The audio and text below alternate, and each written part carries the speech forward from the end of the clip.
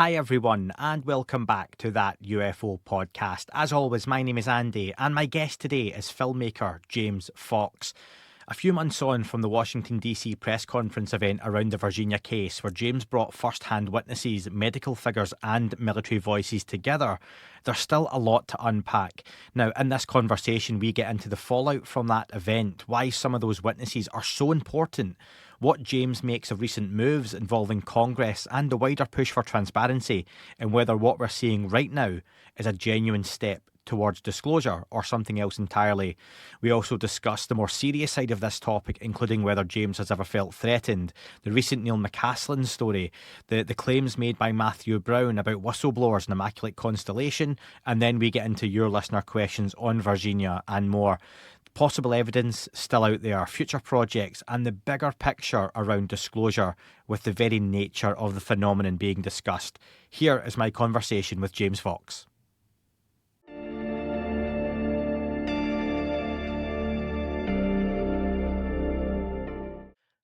Welcome back to the podcast, James Fox. James, welcome. Oh, thanks so much for having me back on. Very good to have you on. You've been a busy boy. It has been a busy couple of years, I think, for you. I think you've become more or less a permanent resident of Brazil at this rate for your back and forward trips. You've done a lot of work. Of course, Moment of Contact, new revelations of alien encounters. We discussed that last year when it came out. Huge response online. You've then had the press conference in DC back in January now. We're about 8 weeks on from that. You brought first-hand witnesses, medical personnel, military officials all together, present on stage with folks from Congress. Huge reaction again to that. What has the impact been since then, James, to what's happened? Well, thanks for that introduction. My team have been working really hard. It's had an impact on my family life. So I've been home for the last 4 weeks, just trying to do my family duties. Drop my son off at school, pick him up, make breakfast, lunch, dinner. It's just been lovely. But yeah, I hear all of that, yeah. the last couple of years have been a whirlwind, and the problem is, every time I go to Brazil, and I've been there 4 times in the last 12 months, in a 12-month period, we uncover so much more new, additional information. So it's very hard to walk away from what many would consider, myself included, the most compelling, crash retrieval case involving non-human intelligence, in modern history. So, I it's one thing to kind of, watch a documentary and listen to the testimony, but when you're dealing with what could be the most significant firsthand eyewitness testimony in the history of the phenomenon, that would be Dr. Italo, the neurosurgeon, who claims to have had 3 to 4 minutes of face-to-face contact, limited communication with a live captured alien. I mean, that's the first time we've never had that before. And with it comes a lot of skepticism, and rightfully so. I don't blame the audience. I don't blame the people out there like, I need more proof. Fair enough. But it's hard to ask for something you don't know exists, right? Mm. And I really wanted members of Congress, people part of the task force, the media, to meet these witnesses, to meet their wives, to meet their coworkers, to look them in the eyes, shake their hands. And we made that happen. Now, it might not have gotten the mainstream news coverage, although there were a handful of influencers there with, 10, 15, 20 million followers that going to be reporting on that in the coming months. But it did get a lot of attention behind the scenes, and an investigation for the first time in history, an official investigation, a congressional effort to get the flight logs and other information pertaining to that case going. So that was and continues to be fantastic. And I think it's only a matter of time, quite honestly, before we get someone on the American side coming forward. And I asked you, I texted you just after the event on the whole mainstream situation as to what happened there. News Nation, of course, covered through Ross Coulthart, and they had like a commentary during the event. What was the lack of mainstream attention? Was that surprising to you? Yes and no. Um, when I finished a film called The Phenomenon, I put it out in late 2020, and we got an unprecedented amount of mainstream coverage on that film, primarily because it was a good film, but we also got an interview with former Senate Majority Leader Harry Reid, which was a household name, Hmm. saying some pretty extraordinary things. And I had some intelligence officials and people at the New York Times and and some great cases around the world. But when I put out Moment of Contact, that was my next film, like probably 2 years later. Um, Crickets. Like you'd think a follow up doc, they heard of my name, they knew my track record. Did I get phone calls from mainstream media? Pretty much zero. So that was kind of shocking, but I get it. You're dealing with an alleged UFO crash and live aliens. I mean, that's a pretty difficult pill for mainstream to swallow. And since then, since the release in 2022, we've had lots of relative coverage. We had a couple congressional hearings. We had the one with David Grush. We've had other intelligence officials talk about the crash retrieval program. We've had the film Age of Disclosure. And people are slowly becoming more and more comfortable talking about alleged crash retrieval and the existence of UFOs. Now, with this latest film, Moment of Contact, New Revelations, you've got alleged, very compelling firsthand eyewitness testimony. Just so happens he's a neurosurgeon, and he's the head neurosurgeon today, right now, at Regional Hospital, Varginha, Brazil, claiming firsthand, face-to-face contact, limited communication with a live captured non-human intelligent being. And I just don't think I think we're probably a few months, if not a year away from the media kind of coming to terms with that. That's my take. And when it comes to Dr. Italo, the significance there is he's quite old and should have retired. But am I right in saying he's very skilled and one of the only people, if not the only person in Brazil, that is as skilled and qualified to do what he does, and that's why he's still in that position? They tried to let him go, and they did. I don't necessarily think that he was fired, but then they realized he was one of the only people that could do what he does. And you watch this guy, you hang out with this guy, you hang out with his kids, you hang out with his wife, you hang out with his coworkers, you hang out with colleagues, other doctors, neurosurgeons, forensic pathologists that all know him. He's a pillar in the community. In fact, you can go downtown Virginia and just say, "Do you know Dr. Italo?" And the vast majority of people will say, "Oh my gosh, yeah, he's been my doctor for 2 decades, 3 decades. Like, Mm, he works on my mother, he worked on me." He's a pillar in the community. I mean, he's very, very well respected. Um, and I'll remind your audience, and yeah, he's been getting some, because there was a video that we shot, my team, Marco Leal, my partner on this for years. Um, we found him because we were looking for the video, because there's video taken at multiple hospitals, multiple bases, and during at least one of the captures with the fire department. We've been going after various leads on the videos, and we'd heard that he was one of the doctors that had seen one of the videos. And so about 2 years ago, we managed to get him, thank you, Marco Leal, at one of the hospitals. And he, to my astonishment, acknowledged on, we had a little phone thing where we just did a Zoom. I was here in the United States. My buddy Marco was there in Varginha, and he confessed to having seen the video. And he gave us the name of who shot the video, Marcus Vinicius, fellow neurosurgeon. It was astonishing. Marco pressed him further about the case, and he denied any further involvement or having seen anything. And people based that video on, oh, well, he said a while ago that he only saw the video and didn't see the creature. Yeah. And then he had a heart attack. And he was staring at the ceiling in the ICU, and he thought, if I get through this, I'm not taking this story to the grave. mm, And so, and he's not, I say this to your audience because I've seen some people questioning his, I don't say credentials, credibility. yeah. And I just say, look, uh, if true, obviously it's the most significant development in the history of the phenomenon, right? We have face-to-face contact communication limited with a captured alien, not in the wild, a captured alien. And he's not selling a book. He's not selling a doc. He's not asking for any money for his thing. He's still a sitting head neurosurgeon at the hospital. He would be lying to his coworkers, his staff, all of his family, his wife, his kids, his colleagues. I don't see a motive. Everything to lose, nothing to gain. So this is just my opinion. I think it's the most significant development in the history of the phenomenon. How have congressmen like Tim Burchett, like Eric Burleson, taken to this case? Because we've got videos of all those witnesses sitting in Tim Burchett's office. You've Yeah, had Representative Burleson speak at your press conference as well.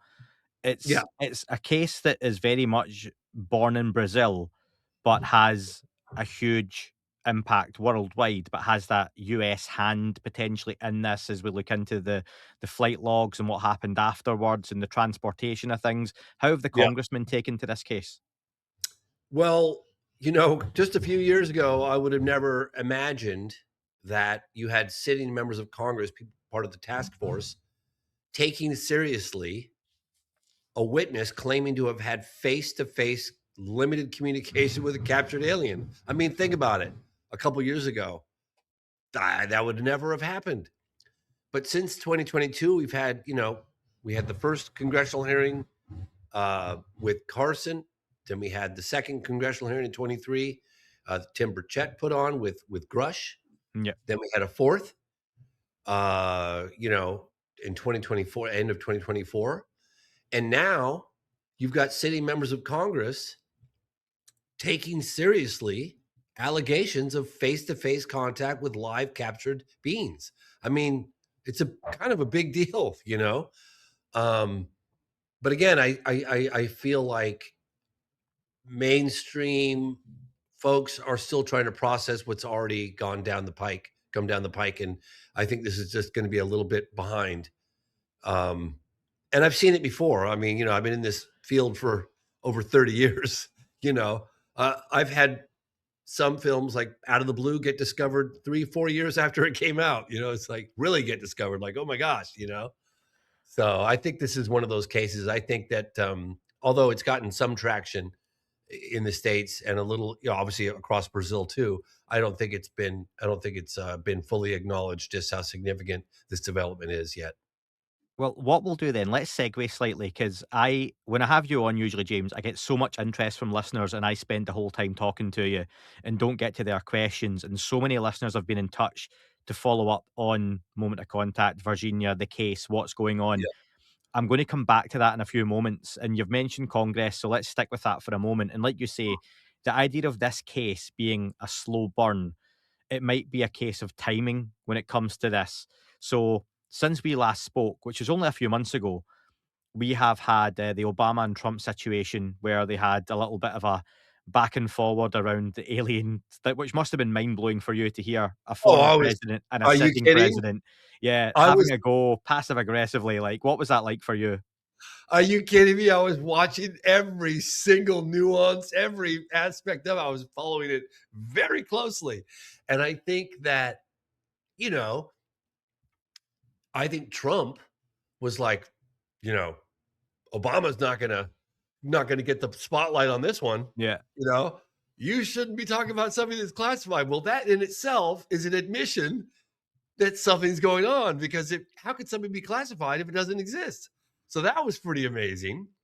And then, you had like, I think it was Laura Trump. It was his, Lara Trump, yeah. I'm sorry, yeah. But she was talking about it leading up in the weeks leading up on several podcasts. And I thought, my gosh, I don't know her personally, but I know people that do. And they consider her not someone that would be likely to spread lies and rumors and misinformation on this particular topic. So Trump maybe really is planning on doing something. Um, and then that statement that came out, I mean, I was giddy. I mean, say what you like about Trump or Obama, just the fact that we have two presidents talking about aliens is kind of unprecedented. In fact, it's fully unprecedented. And obviously we've got we got the war in Iran that's taking up a lot of the oxygen in the room. Yeah. But this stuff is still cooking in the background, I can assure you. So I know you lock yourself away, and people sometimes get surprised when I ask you a question, James, and you'll say, I didn't know that, or I've not heard that piece of news, because they don't realize that when you're busy working, you lock yourself in a room for 18 hours a day and you edit That and you, room yeah, right that there. room. If you're on YouTube, you'll see the room behind James, and you work and you just don't hear some of the stuff going on. Have you seen in the last 24 hours that the US government has registered the aliens.gov website domain, which has kind of hit the news? Yeah, but believe it or not, I did actually hear that, which yeah, I know. Uh, when I'm in production mode and I've had people take it personally, like, "You didn't get back to me." It's like, I've had my own family members, I kid you not, say, "I don't care how busy you are. I don't care what you're doing. You have to call me back." Like, because Yeah. I go into the tunnel, you know?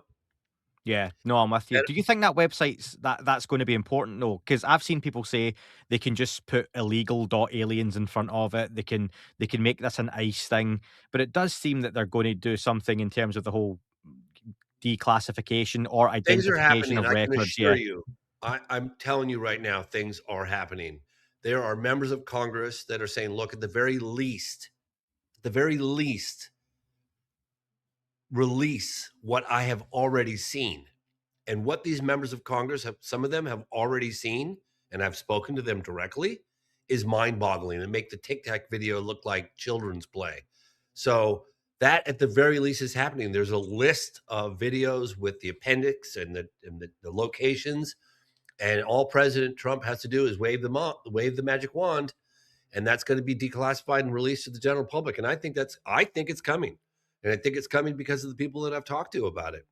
And yeah, so, are but you we have, expecting that this yeah, is going go to ahead. be a legitimate effort now to potentially get something using that website, getting that information out there? Because one thing that has got a lot of folks back up and the red flag. If people remember Metal Gear Solid, you got the little exclamation mark above your head when something was kind of wary in the background.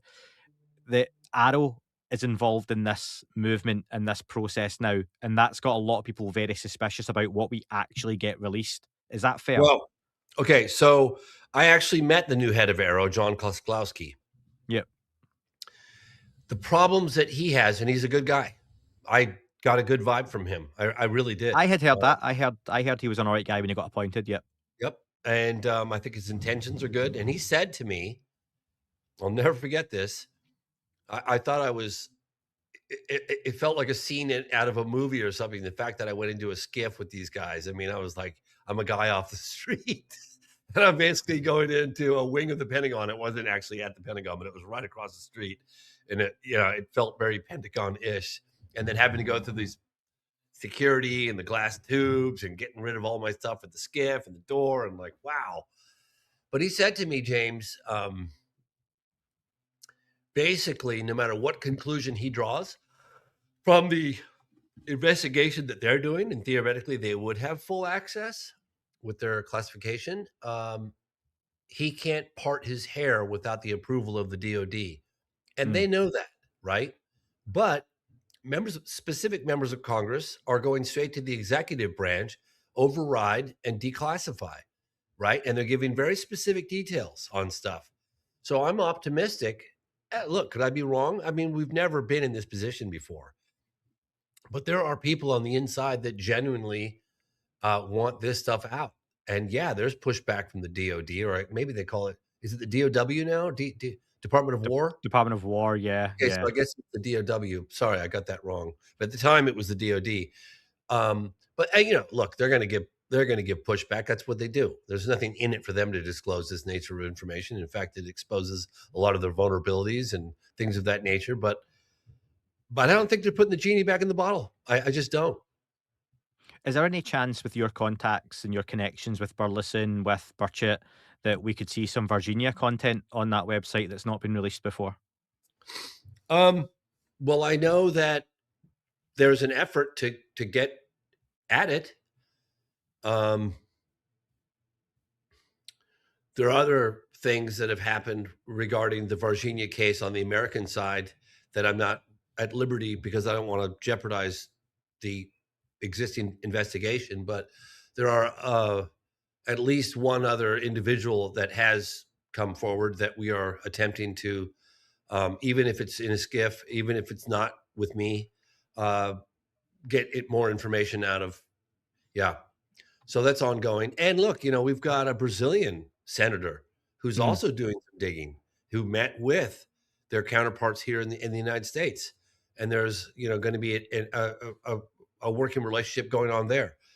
So, and there's been some news in Brazil. I mean, this story of Dr. Italo has, I mean, it spread like wildfire across Brazil. It got way more attention in Brazil than it got in the United States.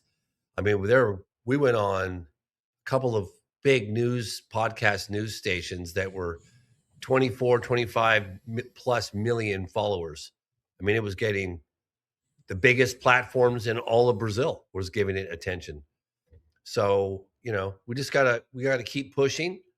We got to let our representatives know. And I know, speaking from the American side, that we have their backs, we support their effort, and we all have to lock arms and keep pushing. Do you think some of the seriousness of this topic can be lost in the sensationalism when we discuss these amazing things sometimes? And just in the last, again, couple of days, Eric Burleson, a sitting congressman, has had to tweet out, "I am not suicidal," on his X account. I don't know if you saw that from Eric, but that's again quite incredible. Where folks are basically feeling threatened off the back of him talking to Corbell and Knapp and saying, I was warned off of naming certain names that I'm aware of involved in this conversation. Don't mention those; they're not going to be scared to have you unalived. Let's say for the algorithm friendliness. That I think that can be lost sometimes. James, do you? Yeah, but I mean, look, I've met with multiple firsthand witnesses.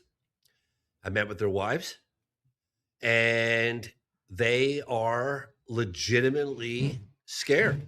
Even the ones that have already come forward, they are concerned about their security, about their safety. I mean, I think those that have been keeping these secrets have made it very clear that they can reach out to whoever they want at any time, anywhere. They're a scary bunch, but there's power in numbers. Courage is courageous, and we just got to band together and keep pushing. I mean, what more else can we do? I hope that's no one breaking into your home there, James. There's some banging in the background. Sorry, folks, if you can hear that.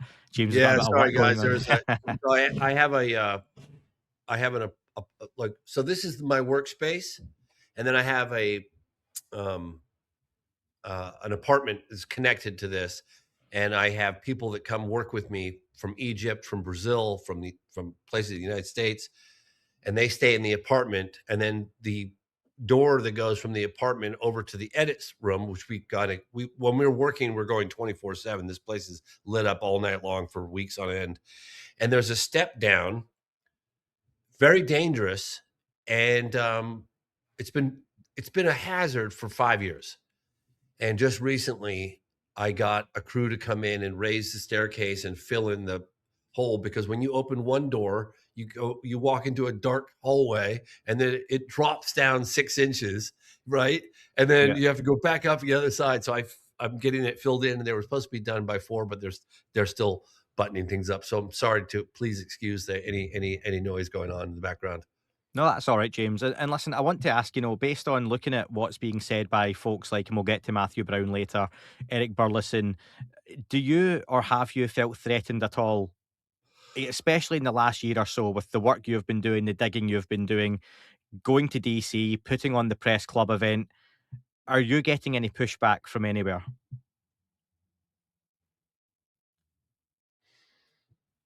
No, I'm not worried about. I mean, if I found the alien video from Mm, Varginha, I know damn well I'd be under, like, it would be a matter of getting that out of my hands as quickly as possible. I know that for a fact. mm. They would kill me before they got that released. So I've thought very carefully, like, if I did get my hands on it, how I would deal with that.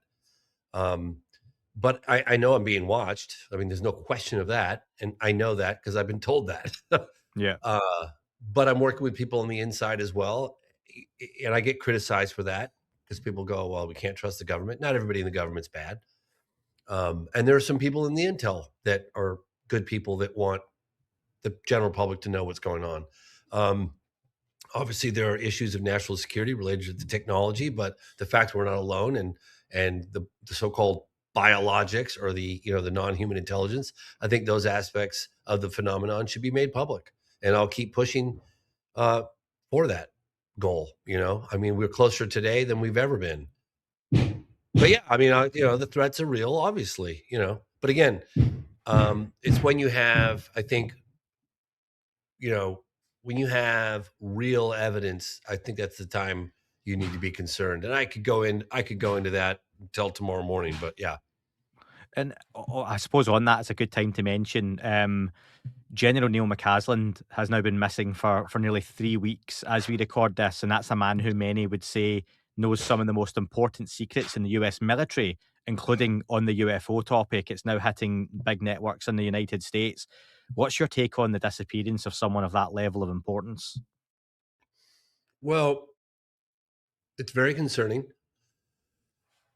It's very concerning too, because I know members of Congress that were legitimately reaching out to him for questioning.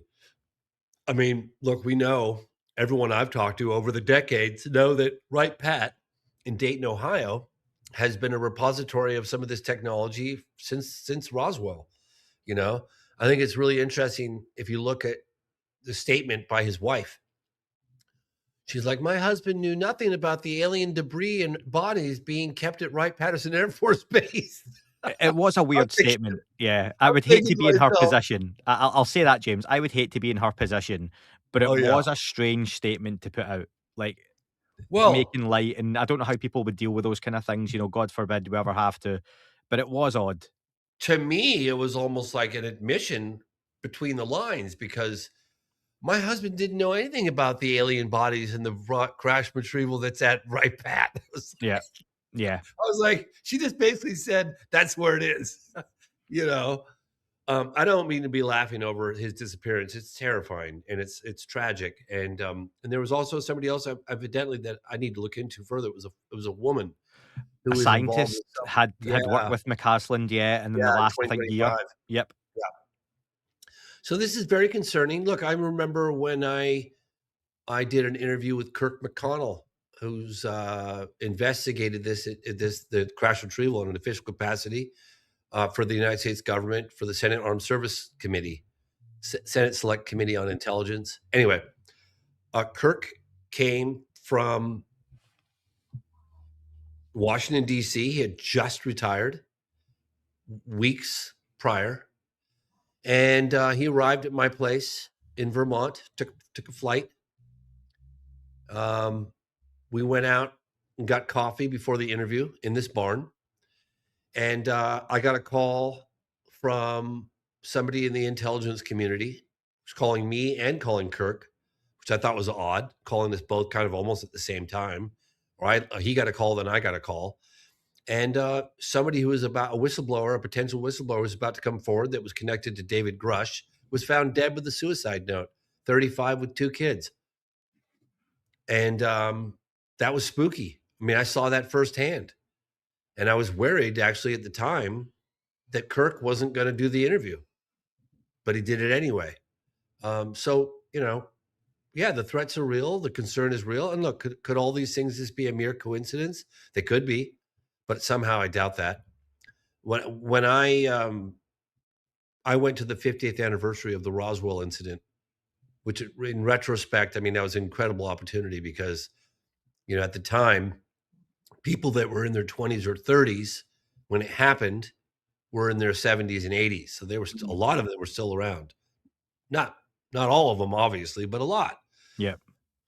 And they told me, which I remember, excuse me, I remember the time going, really? Like, really? Really? Really? But they said, not only you talk about this, and they told me this on camera, a lot of them on camera, some off camera. These are people that were there at the time.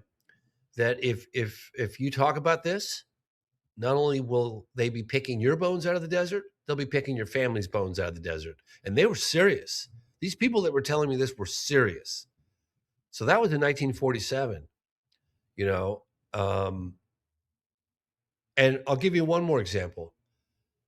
For this new cut of Moment of Contact, we got the neurosurgeon, we got the 2 forensic pathologists, but we also got the chief of police, and nobody's talking about the chief of police. We got the chief of police, Pedro Aguiar, confessing on camera for the first time in history that he participated in the event. He saw the beam, but he doesn't go into any specific details on that. And he died a couple months after we interviewed him. I went back just a few weeks ago.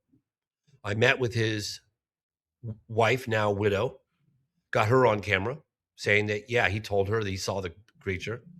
Then we went and met all of his kids, met his 2 sons and his daughter and his lawyer.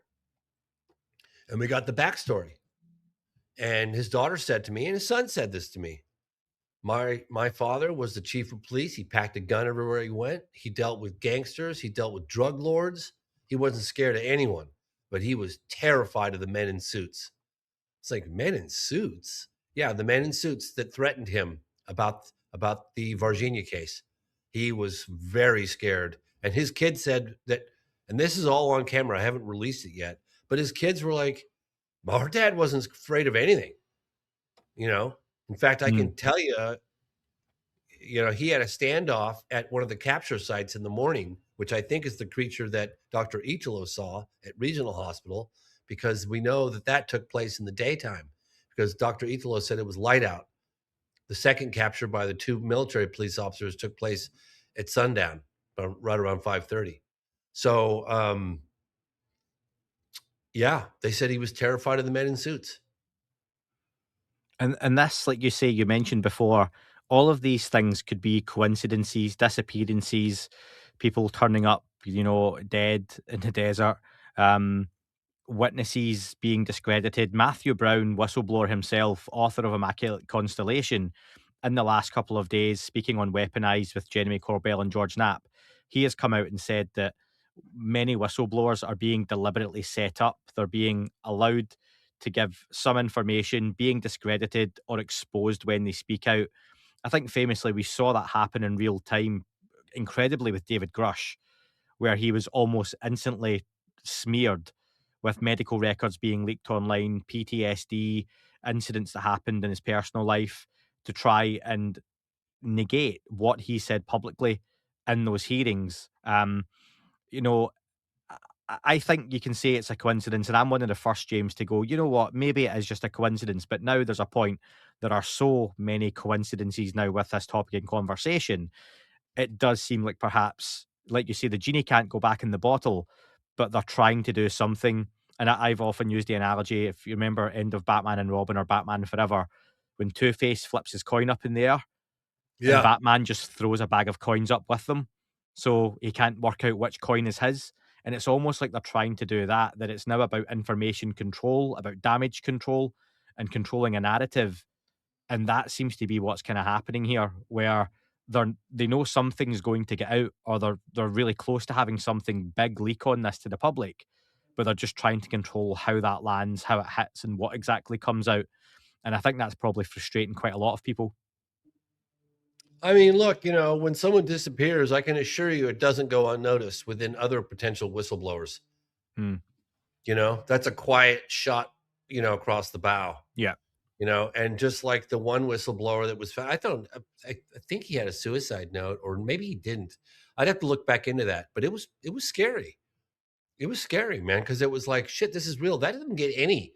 I don't think they got any press at all.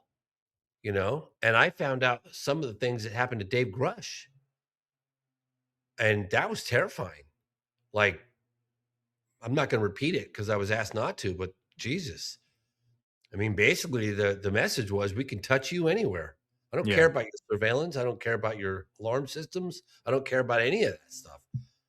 I mean, you look at Jake Barber, and look, all these people that have come forward have gotten some level of a smear campaign against them, right?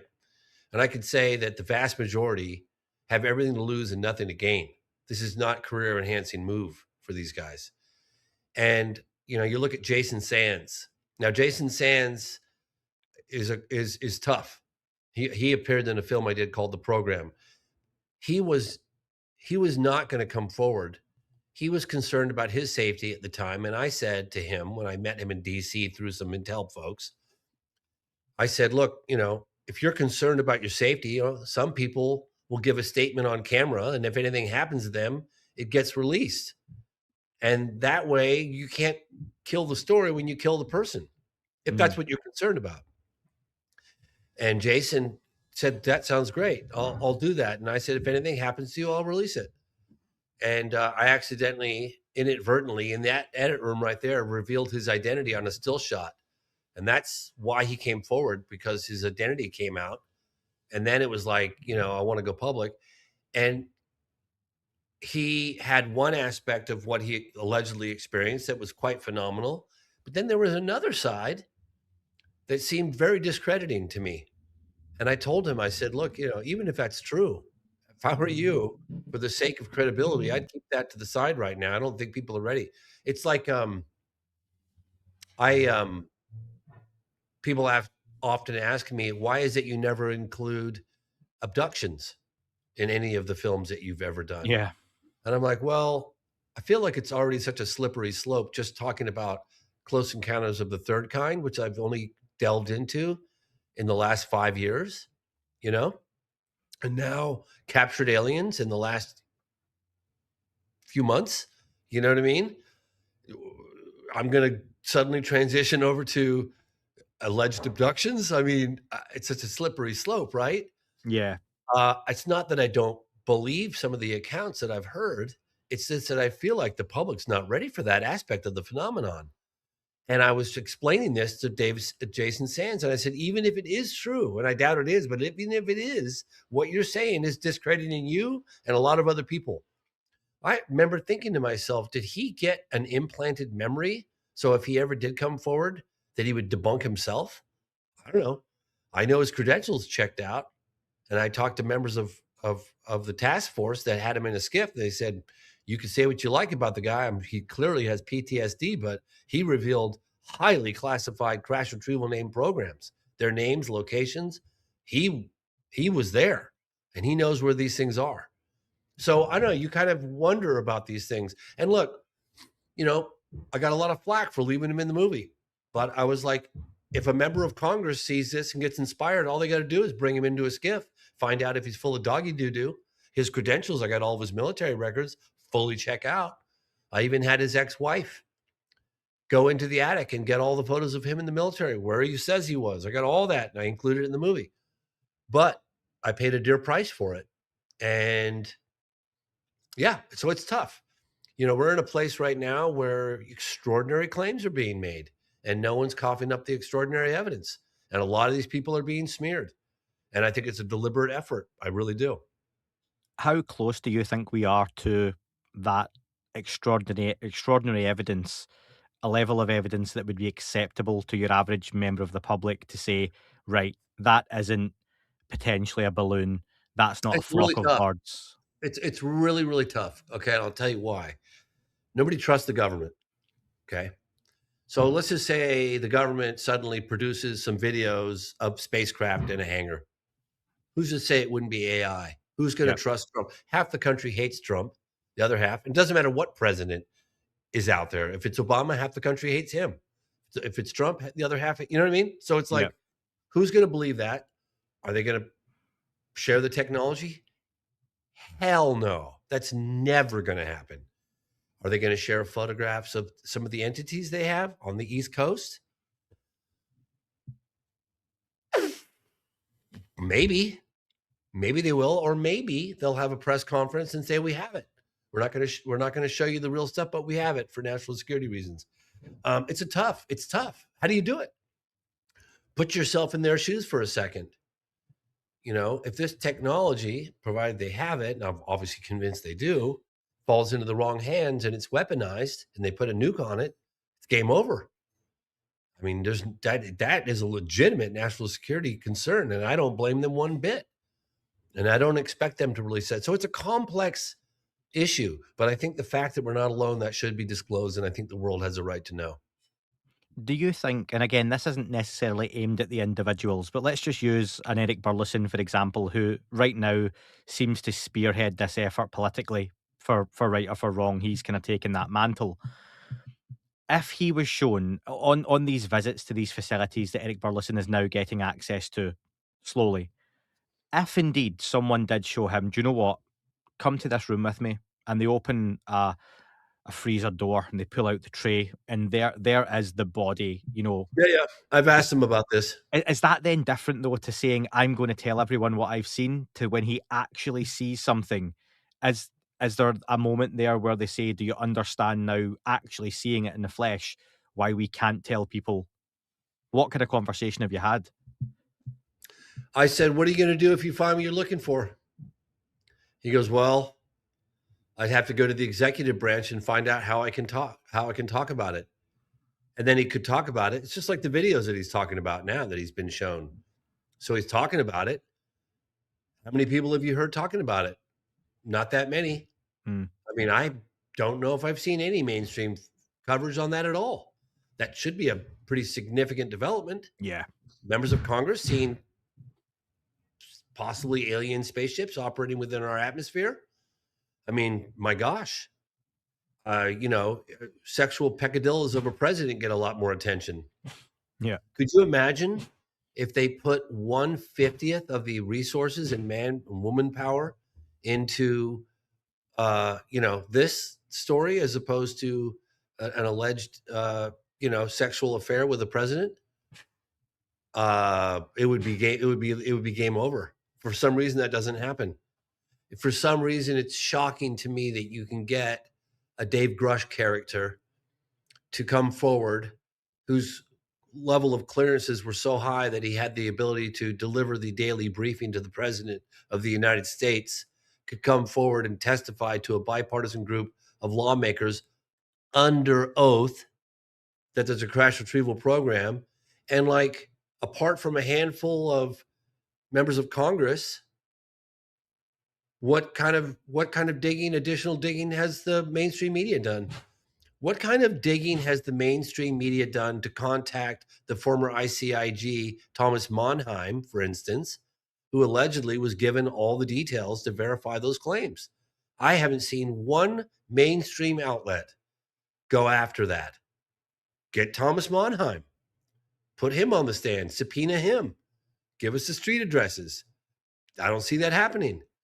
We had a mainstream publication, and I'm talking about, I can't say the name, but about as mainstream as it gets.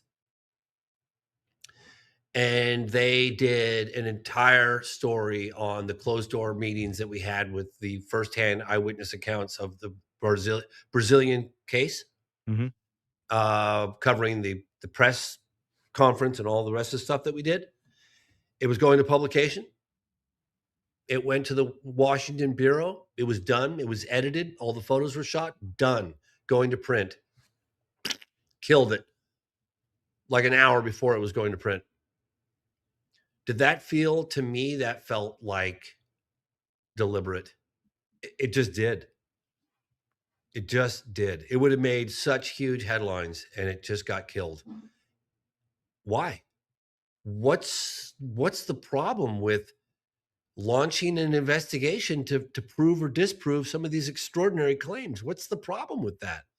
Instead, they sit on the sidelines and they just like try to debunk these people, as opposed to saying, hey, how about we figure out a way to provide a platform to enable the likes of David Grush and others, Eric Davis, Hal Puthoff, to spill their guts? How about that? Why don't we do that? Why don't we focus on that as opposed to just criticizing, oh, I want you to prove? It's easy to sit on the sidelines and complain about that. How about let's figure out another way to deal with this? And that's what I'm about. Do you think that's going to change anytime soon with Epstein on the horizon constantly, Yeah, with the Iran situation still yeah, daily in the news? there are always distractions. Always. I've been in this over 30 years. I had the death of Michael Jackson devastate a huge event that I did years ago. And look, I'm not comparing Michael Jackson's death with Iran, and I know these are real No, issues. that was worldwide news though, like Michael Yeah, but Jackson's I'm death. just my Yeah. point is there are always bigger stories, right? So, but Mm. but I have to remind you guys, look, this is this is the biggest story. This is far much more significant than any of the Epstein or the look. Nobody wants war. We all want peace and prosperity, right? But this story has the potential, in my humble opinion, to unify the entire planet because it's the right of every person on this planet to know this is going on. And I've said this for a long time, and I'll say it again. I really feel like it would have a very unifying effect on all of humanity. It keeps me going, and we're closer now than we ever have been. Do we have additional obstacles? You damn right we do, but we have to figure out how to get around those obstacles and create an environment to keep to keep moving in the direction of disclosure. Well, James, on the case in Virginia, I've got a lot of questions here. Give me some quick fire answers to listener questions, okay? And You these got came it. from all around the world. So let's start with Kevin. He said, "Thank you to James for his incredible pursuit of truth in such a difficult arena. The testimony of the doctor that examined the being was so genuine and high risk for his profession. Have there been legitimate attempts to debunk him?" Oh God, yes. Oh my gosh. Oh my gosh. Yeah. Big time. In the Is there whole any case, that is there any that you yourself have went, that's actually a good point? no. Well, somebody's like, well, we have video of him saying he didn't see the creature. He just saw the video of the creature. I was like, yeah, we shot that 2 years ago. That was good. That came from my team, and we put it out there.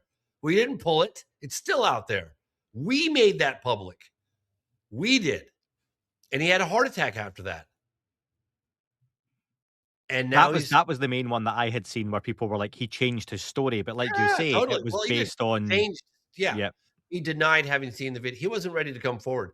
I mean, you have to remember a lot. Like, let me give you another example. The former chief of police.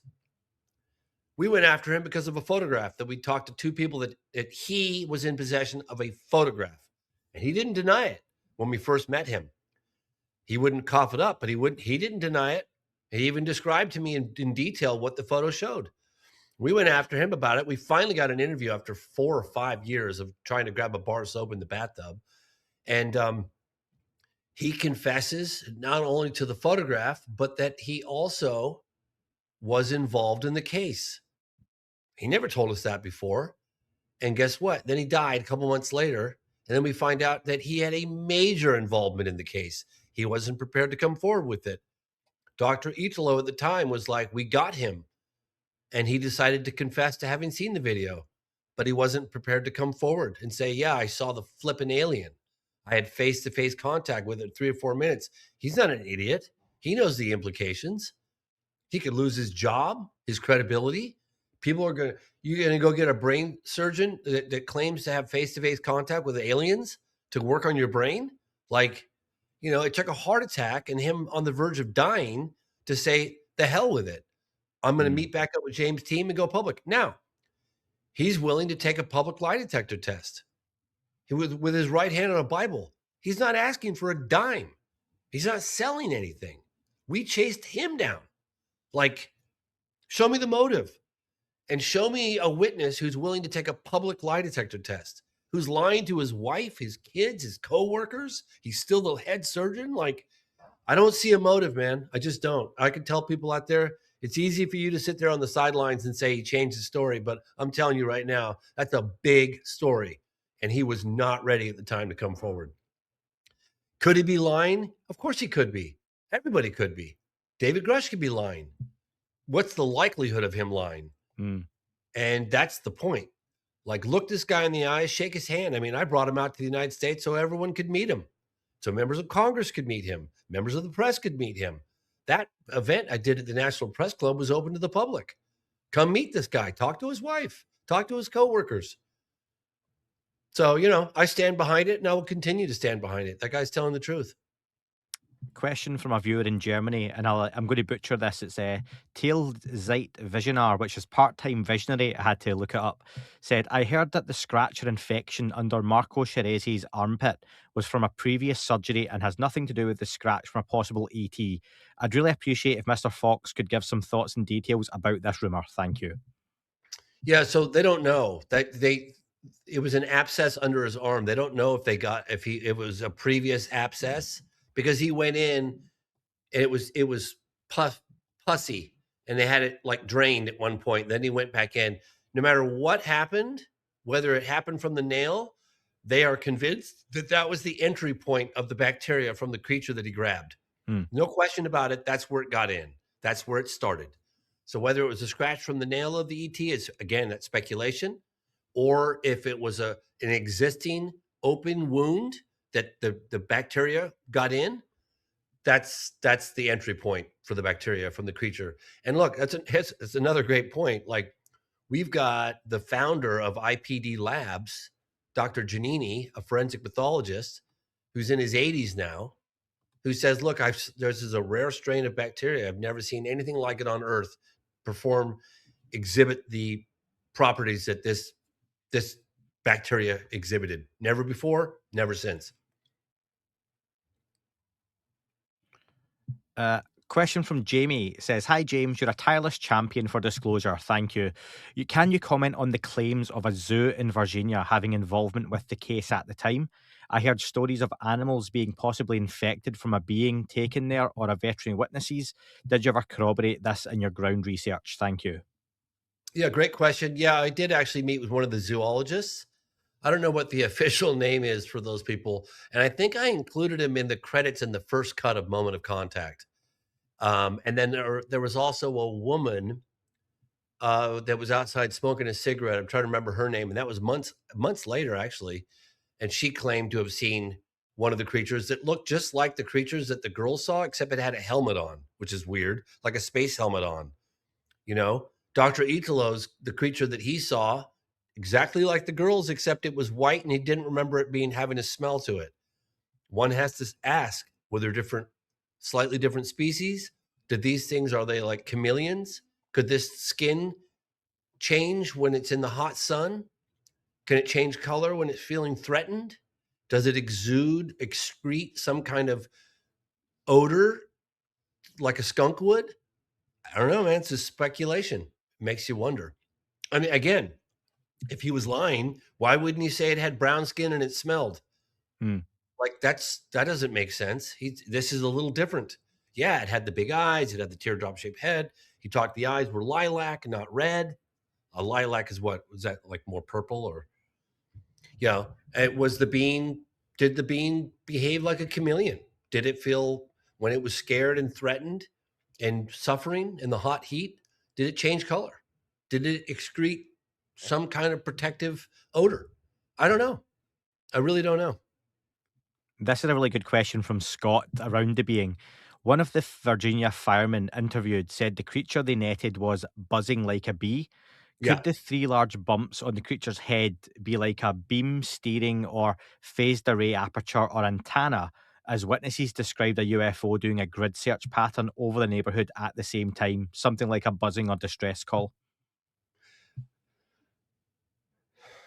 One of the aspects of this event that really took me a long time to process were all the witnesses that I spoke to, most of which went on camera, but some of them did not go on camera, were the alleged search and rescue effort by smaller discs, because the object that crashed was cylindrical.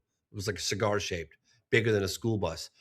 And I remember slowly coming to the realization, like, holy smokes, there was a search and rescue operation clearly going on. When I flew my drone over the area where the girls came in contact with this being and the alleged capture and the military barricade, that was all within a certain proximity, right? And then the family of people, the doctors that I interviewed that saw they kept saying the disc was looking for something. I said, how do you know it was looking for? What are you talking about? How do you know that? They were like, look, man, we watched it for 20 or 30 minutes and it was flying really low over the neighborhood, stopping, going back, coming this way, slow, low, like like a grid pattern. Mm. And I was like coming slowly, coming to the realization, like, my gosh, they were looking for them. And this would have been the place they were because this is where they were spotted. Now, how did the disc communicate with the beam? Your guess is as good as mine. I wonder about those little things that protrude. Do they get bigger when it's feeling threatened? You know, like a cat's hair stands up on end. Yeah. Does the skin color change? There's there odor? Do they communicate? Look, it's all speculation. I don't know. But there are a lot of aspects of this story that are still unknown. And look, I want to know, how long did this creature stay alive? Did the Americans have any significant communication with it? I mean, I really want to know that. Now, for the first time, we've got limited communication with the neurosurgeon, who coincidentally plays piano like Mozart. He's amazing. We went down and got to know, you know, he has an immediate community where he lives, where he goes to specific particular restaurants and he performs, plays piano, and other people play different instruments and they sing. And I got to know Italo's immediate friends. Um, you know, he really brought us into the community, brought us into their homes. You know, when you do that, it's very different. It's Mm. very, very different than just watching someone in a dock, which in itself is pretty impressive. But when you meet their family members and their close friends and their colleagues and coworkers, you go to the hospital, you meet the people that he's been working with for decades. Man, it's really impactful. Like, it's like you walk away from that going, this absolutely, unequivocally, beyond a shadow of doubt, happened. James, I had a lot of people ask me about this, and this question from Jonathan: is James aware of claims that Brazilian occultists were summoning entities in the Virginia area at the time of the crash or sighting? Yeah. I remember there was one guy out there, you know, I have to remind your audience that when I started investigating this case, I thought it was absolute, complete hogwash. I was like, you got to be kidding me. A UFO crash, live aliens walking through the town. Please spare me. And there's another guy. Here I am, 16, 17 years later. I hang my hat on this case and I put my life on it that it happened. Obviously, I can't prove beyond, Mm. could I sway a jury? Absolutely. No question about that. I'm actually thinking about trying to get some congressional hearings, but that's another topic. When I heard that, and the guy's like, I've been investigating this case for 1 year. Really? 1 year? And that's the conclusion, huh? Demonic forces that just so happen to be connected to UFO activity, cylindrical shape. Even if you take the UFO account of the UFO crash, and we have a lot of people that saw that cylindrical shaped UFO. More and more people coming forward about that, right? You've got the discs flying over, looking at exactly the location of where these beings were hiding out. Not only that, the people that saw and had interaction with the live creature, they said it was an advanced intelligence, that it was like, I mean, Dr. Italo said it was angelic. Like, it was so much higher intelligence than anything here on Earth, that there was so much to learn from the eyes of that being. Not one single person talked about it being threatening, talked about it being a threat in any way. Like, it wanted help. In fact, you talk to Katya and Liliani and Valkyria, and they'll tell you, like, it wanted help.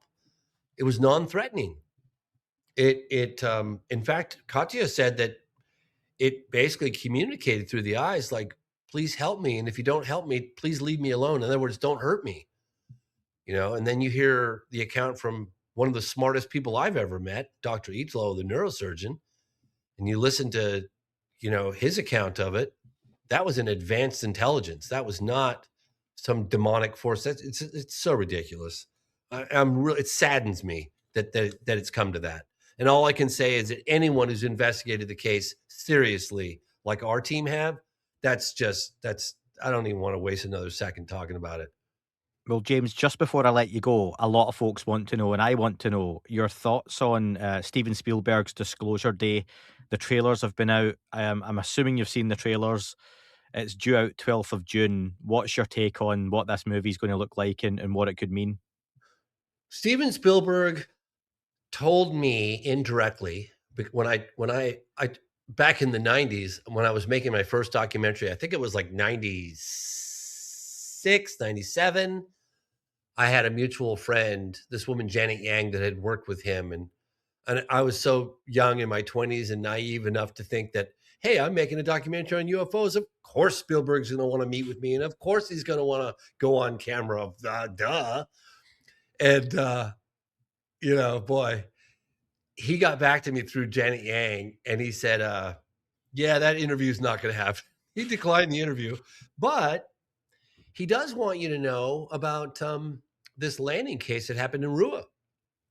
And that was in 94. That was just a couple years old at the time. That was Zimbabwe. Hmm. Ultimately, I did a piece on it with the help of Randall Nickerson and others years and years later. So he's been very tuned in to the phenomenon.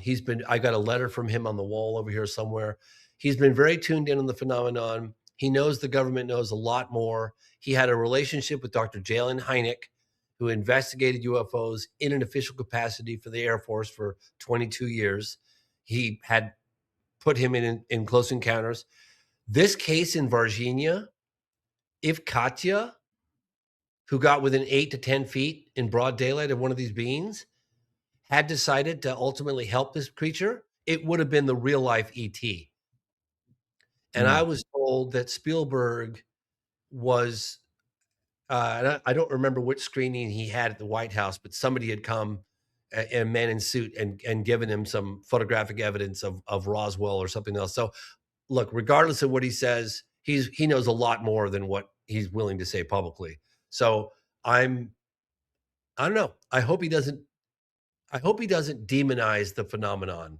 And he hasn't in the past, and I don't think he will this time. So, I wish I had 1/50th of the budget he has, what he's doing. But hey man, I think it's exciting. I think it'll raise the public awareness, and who knows what he'll say in the upcoming interviews. So we'll see. Awesome. Well, listen, James, what's coming up next for you? What are you working on currently? You've hinted at hoping to get congressional hearings just before. You've mentioned influencers with millions of followers potentially following up on this down the line. What's coming next? I'm going to work on getting more gray hair. I don't know. I'm What do with you you on think? that one. I think, My I beard's think, getting there. I Like, think, yeah, I need a little more, no, I'm taking a little time down. I'm doing a few select podcasts, and I'm working a lot more behind the scenes right now, trying to make things happen. I'm working with Intel folks. I'm getting data from them, and I'm passing it on to members of Congress because they can't go directly to these folks. So I'm getting locations on evidence through these contacts, and I'm providing it to members of Congress. I'm putting out request interviews with sitting members of the task force. Um, and I've shot probably 70% of a new doc that I'll be putting together, but I just needed some time down because the last couple of years have been really hectic, and I think my son forgot my name. So I'm really trying to have a little family time, but I'll keep pushing behind the scenes and in front of the scenes as well. any hints on the new doc and the subject? It would probably be a behind the scenes, in front and behind the scenes look at disclosure and how it might go about. Awesome. Well, I look forward to that, James. Enjoy your downtime. Thank you so much for joining me, for taking your time to speak to myself and the listeners. And yeah, very best of luck. Thanks so much for having me on. I appreciate it.